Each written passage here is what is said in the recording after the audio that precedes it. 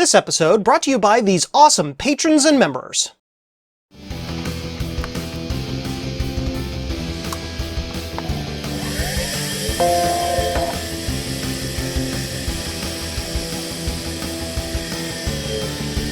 Uh-oh.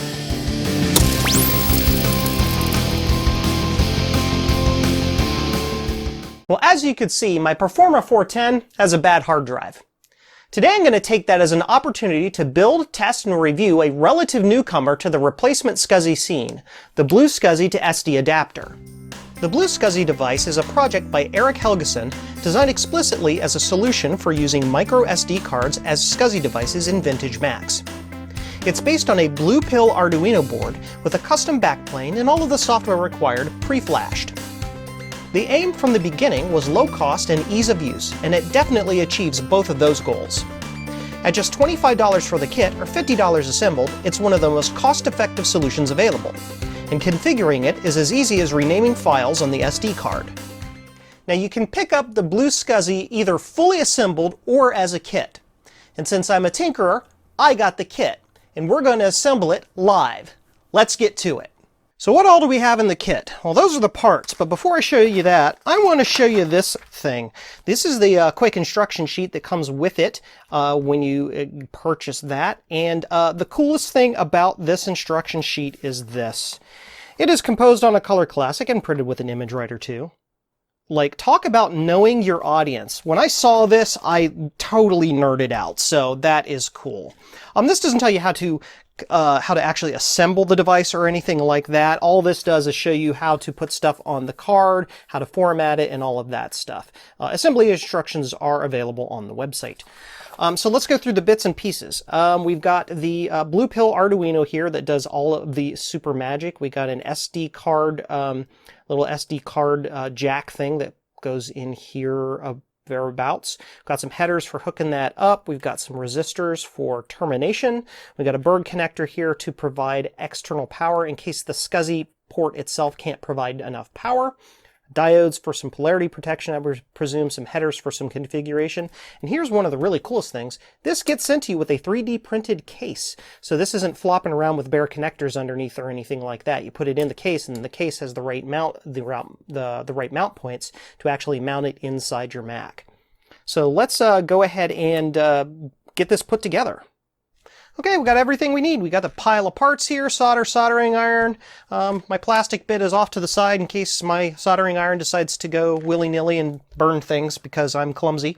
I also have the full assembly instructions in case I need to reference those, but I went ahead and made myself an abridged set of instructions because I know how to solder stuff. I don't really need like the pictures and stuff. I just need the kind of order of things and where, like here, the diodes go on the bottom and or, you know, the orientation of the different bits on there, are notated so that I can do that in the correct order. So let's get to work.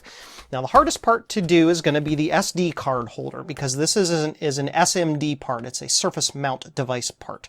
Tiny, tiny, tiny, tiny little pads there. Super tiny. Other than that, everything else should be pretty easy. It's just through-hole stuff. So to do this, they suggest in the instructions to use drag soldering, which I'm sort of going to do, but I'm also going to use flux. I love flux for these little small parts because the flux helps ensure that pads don't bridge across. It almost acts, it helps the solder suck and adhere to the pads a lot better instead of getting all splayed out and going all over the place. We will have to clean that after we're done here, but that is not a big deal. So we're going to get just a little bit of flux going on here. Not too much. You don't need a lot. There's some flux there and some flux on those pads there. Okay, now to put the SD card thingy on. Now, I apologize if my head gets in the shot because I'm going to have to get close to this because I have not yet gotten my microscope, as I've spoken about multiple different times. I will be getting one of those eventually. Okay, so we have to get all the way down in here, and this goes which orientation?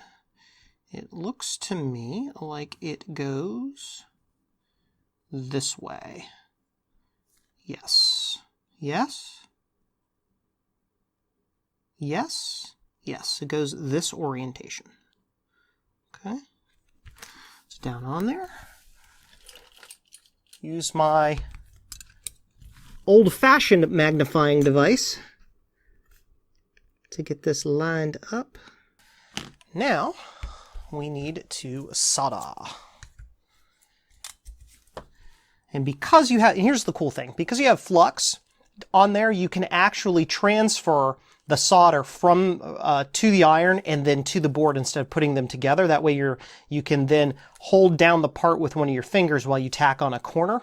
The flux allows you to do that. If you don't have that flux, what happens is the flux or rosin in your solder ends up burning off before you get there, and then it doesn't allow it to adhere or stick to where it needs to stick. Just add a little bit to that. We very carefully hold down on that. Of course, I made it go all over the place. Tack that corner there. Tack that corner there. It is in place. And now we just tack each one of these. I'm actually going to go around all the outside edges first. Need my magnifier for this part. Okay. There we are. That's the most footery bit. I think it's in there. I think it's on there. It's all properly connected. So now we put the diodes on the back, and those go here-ish.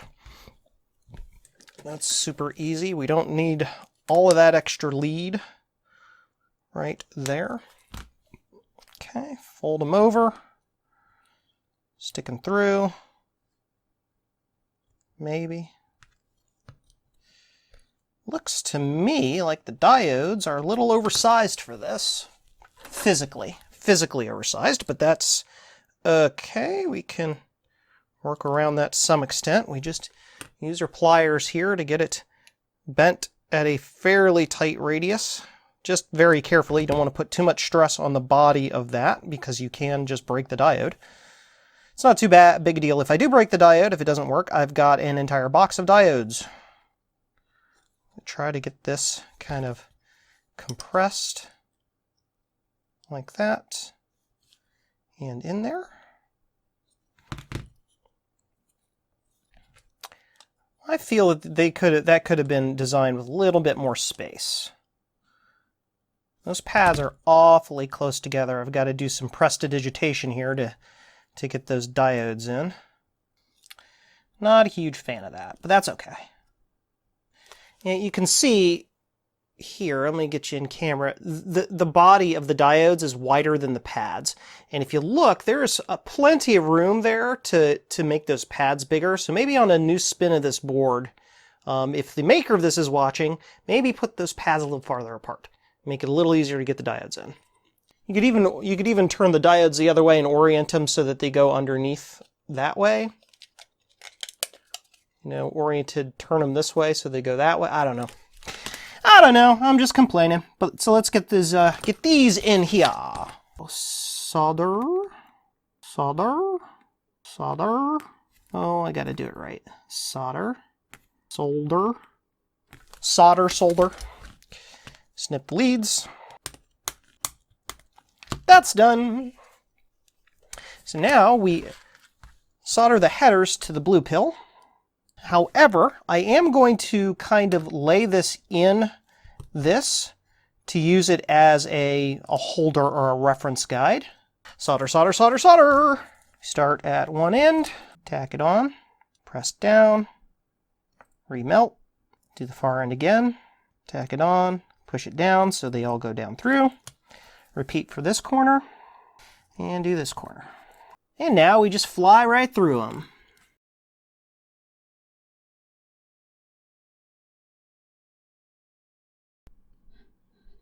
Okay, headers are on. We're going to do a quick check with the lens here. Make sure they're all good.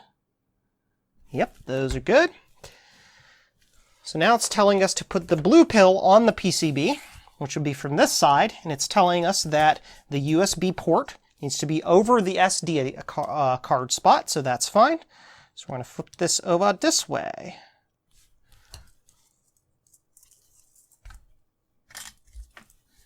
So you can see this goes together pretty fast. The hardest part is doing that surface mount soldering. All right, the blue pill Arduino is affixed to the board. So next we do the 220 resistors, which are going to be closest to the blue pill, so on that side. So we look at these very carefully. That is a 330. That is a 220. That is a 220. And that's going to be the 330, right? Yep, just confirming that. I'm going to double check this picture.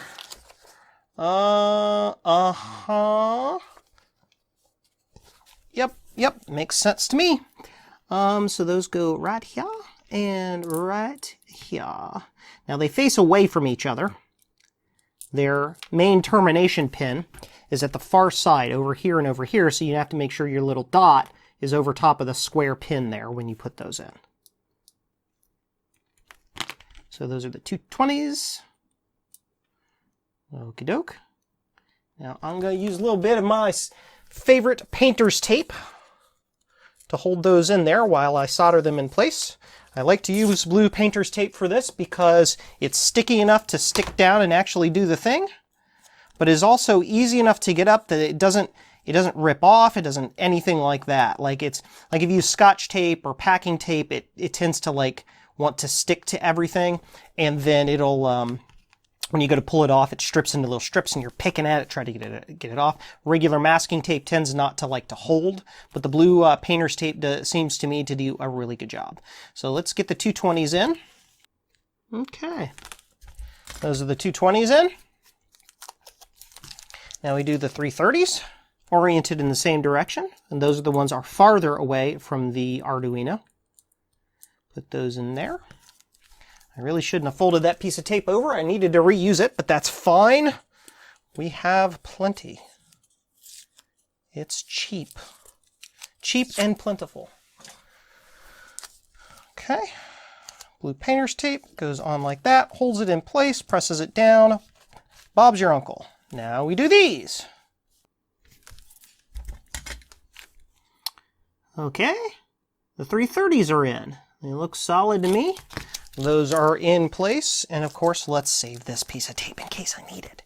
You go right there. Okay, so what's next? We've got the termination jumpers. And the termination jumpers are right here, so we need a couple of those. Let's check our pictures for orientation. Very important. The termination jumpers go in line with those. So we take our little bitty bits and we snip and snip. And those go in here like this and like this. Okay. Now we put the actual shunts across the jumper pins because we're going to use the shunts themselves as little finger insulators so we can just hold these while we're soldering. And the reason being is because these are tiny little wobbly things, and to try to tape them and then get the orientation correct while you're soldering it and then take the tape off and put the tape back on can be a little bit of a pain in the butt. I am going to use the tape to hold it while I do the initial tack, just to get them held in place, and you only do one pin. One pin, right? And then take the tape off, and you can play around with the alignment and get those aligned well. So this one is not very good. Okay, that one's good now, so we can solder that one. All right. Now we'll use our finger on this other one.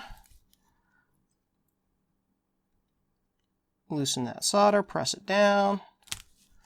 And the alignment's pretty good on that. Then we just solder the other one.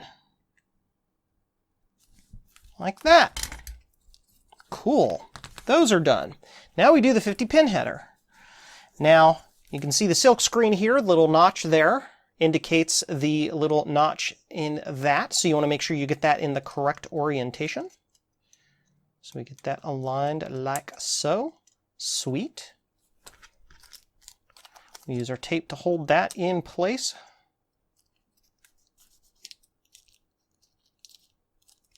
Okay. Try to get it aligned as best as we can. But we're still going to do the corner tack trick, obviously. Tack a corner. Then you press down on it. I'm just squeezing it together. Okay. Didn't like that. It got all askew when I did that. So let's fix that. Alrighty, it is aligned. Now we do another. I do an opposite corner.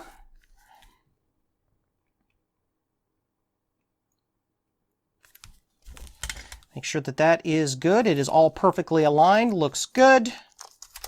And the notch matches the notch there on the board. So now we just go through and we do 48 more pins. Okay, 50-pin header in place. Now we get to some of the optional things.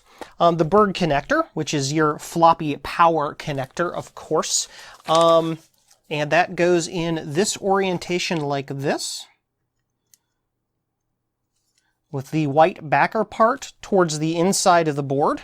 If you put it around the other direction, you will have your voltage. Your voltages will be reversed, and you're going to have a really bad day, including the explosion of devices. So don't do that. So we're going to go ahead and use the weight of the Berg connector itself, because it's higher, or I should say the height of it. It's higher than the rest of the things there, so it'll press down on itself. Get one corner tacked in, double check it. It looks perfect to me, although it's off by just a hair. So we'll press down on it, melt and align, and done. Then we just get the other two pins. Piece cake. Piece of cake! That one's done. And then finally the debug headers. And those are those in the upper right corner here, and we just need 4 of those. They gave us a little extra header pins. Sweet, thanks. Those are going in the spare parts bin. That goes here. And these are used for, these basically just connect through the board into this, into the programming headers for this device, I would presume, so that you can do in-circuit programming or reprogramming of this or whatever. That would be my guess. I don't know. Maybe it's a serial port. It's 3.3 volts, ground, TX, and RX. So, I don't know. So let's get our tape here. Tape that guy in place so it don't go nowhere. It actually looks quite nice and even and level the way it is, like that.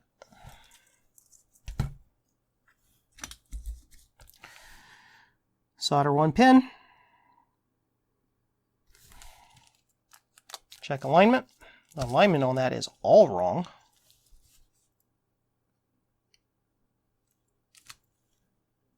It's good now. And then do the rest of the pins.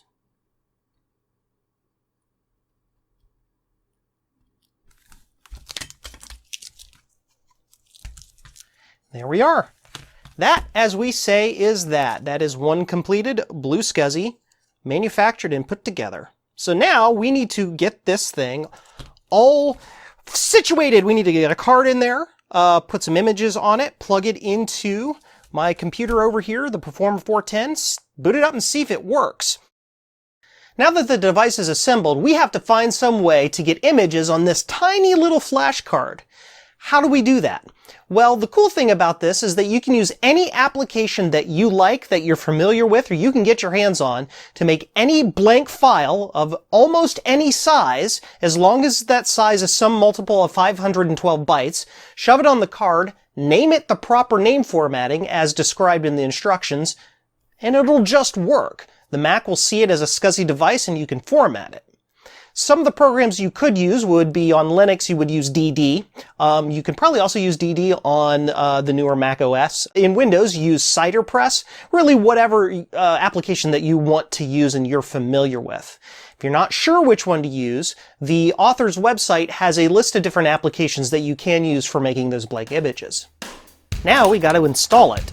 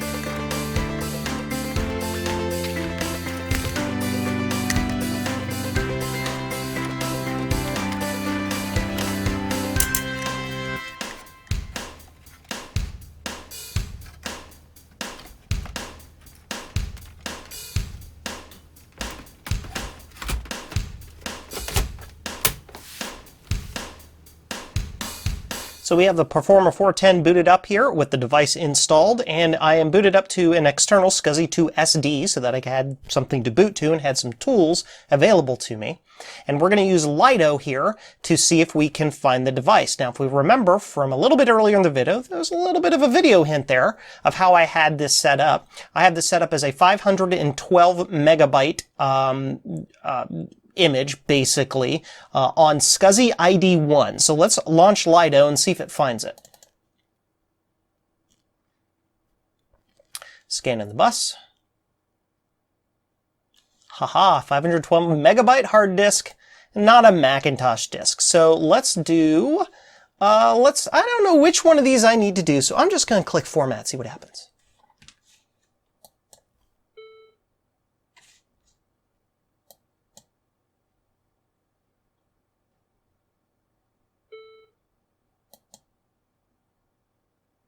That was interesting.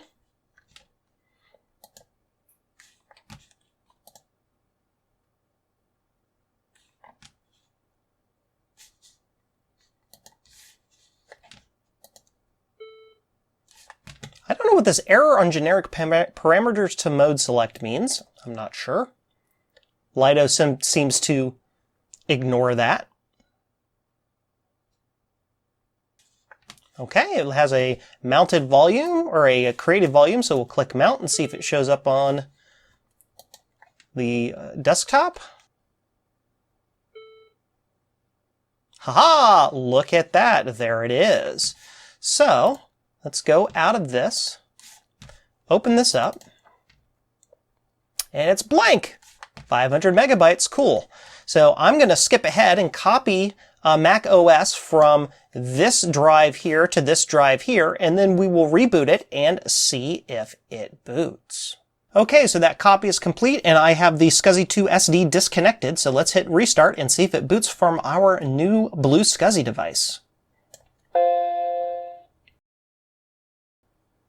And we have a happy Mac. It's working exactly as expected.